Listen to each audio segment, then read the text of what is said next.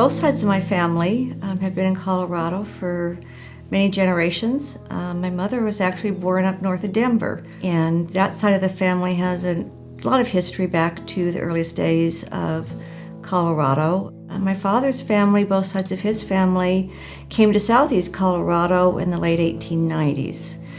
One started a farm, and the other one homesteaded a ranch out south of Rocky Ford. We are a Colorado Centennial Farm and Ranch family, and my father was Colorado's first ever Centennial rancher. I had the fortunate chance to meet Rebecca shortly after it became an issue in southern Colorado that the Army was looking at a possible expansion of the Pinyon Canyon Maneuver Site. I reached out to some of the people I knew that were involved with the Pinyon Canyon Expansion Opposition Coalition and said, from the historical side, what can I do to help?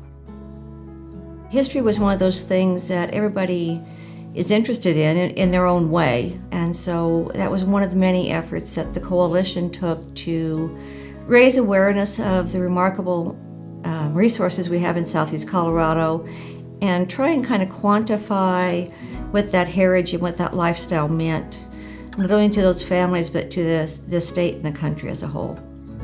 I've always been passionate about history, and because of my family background, kind of that heritage that's passed down was always very important. So I actually started out and professionally went into the field of material culture, working with objects.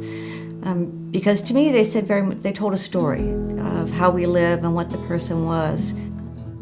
First event that we toured down on the ranch, and we had folks from Colorado University down, and we were looking at a site that we thought potentially would have real relevance to a cultural region. And all these ideas started coming out. Free thinking, free association of these are ways we can do this is where we can find money for this is what we can do for the house.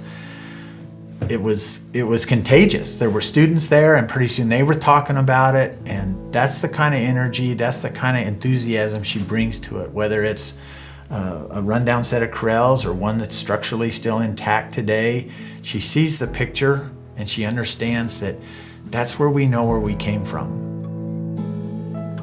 Preservation is not just about individual buildings or a farmhouse. Preservation is really about a broad community, and she's worked through a variety of ways to try to advance historic preservation throughout all of southeast Colorado.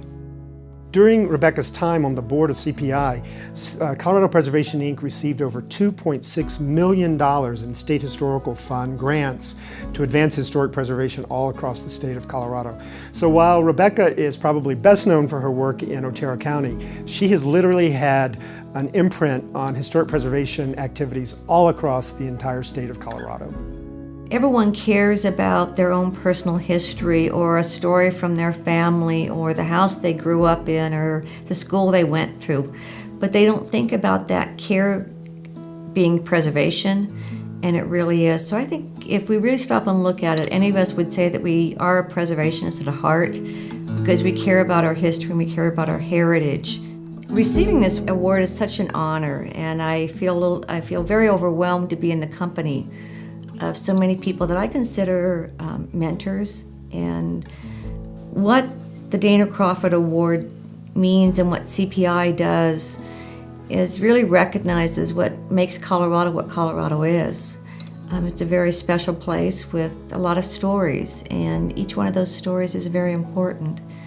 And to be able to be a part of that is really amazing.